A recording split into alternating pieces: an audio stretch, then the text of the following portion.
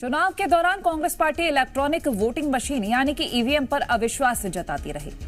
वहीं एक बार फिर से कांग्रेस के दिग्गज नेता दिग्विजय सिंह ने ईवीएम में छेड़छाड़ की आशंका जताई है। इसके लिए उन्होंने सुप्रीम कोर्ट में याचिका दायर की है। बता दें कि दिग्विजय सिंह मध्य प्रदेश की राजगढ़ सीट से लोकसभा चुनाव लड़ रहे हैं।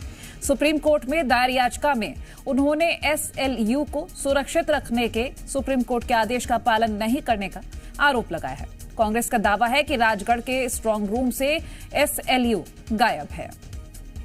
न्यायालय ने 23 अप्रैल को ये ऑर्डर दिया। सिंबल लोडिंग यूनिट कमिश्निंग के बाद बीईएल या ईसीआईएल को लौटाया नहीं जाना चाहिए। उसे कलेक्टर साहब की हिफाजत में अंडर लॉक एंड की स्टोर की जाना चाहिए, लेकिन राजगढ़ में उन्हें वापस लौटा दिया गया।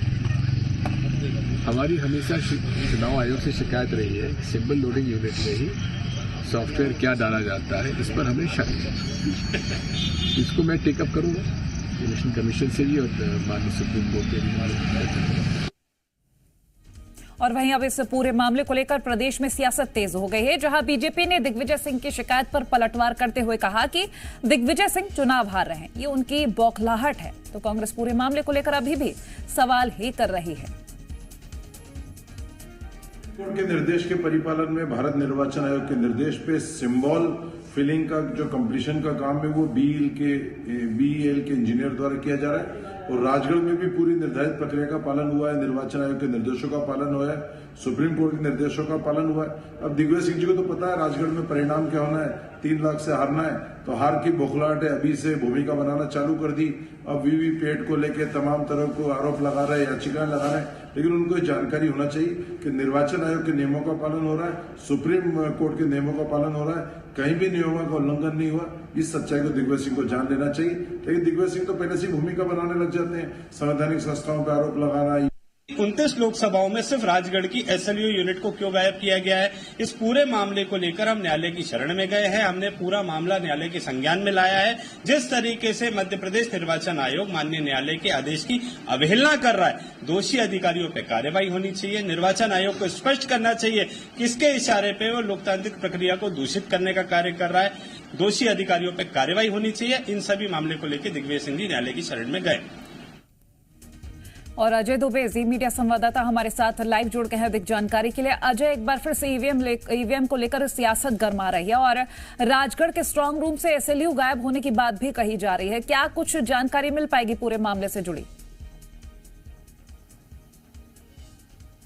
बिल्कुल, मध्य प्रदेश की सबसे हॉट सीट राजगढ़ है और वहां से पूर्व मुख्यमंत्री दिग्विजय सिंह चुनावी मैदान में है। ऐसे में जब राजगढ़ स्ट्रांग रूम को देखने गए तो कई गड़बड़ियां दिग्विजय सिंह को मिली, ऐसा उनका आरोप है। और उसके बाद जो है सिंबल यूनिट जिस तरह से वहां से गायब है, उसको लेकर भी दिग्विजय सिंह सवाल उठा रहे हैं, क्योंकि दिग्विजय सिंह ईवीएम को लेकर पहले भी कई मर्तबा मुखर होकर उन्होंने बोला है, ईवीएम पर सवाल उठाया है।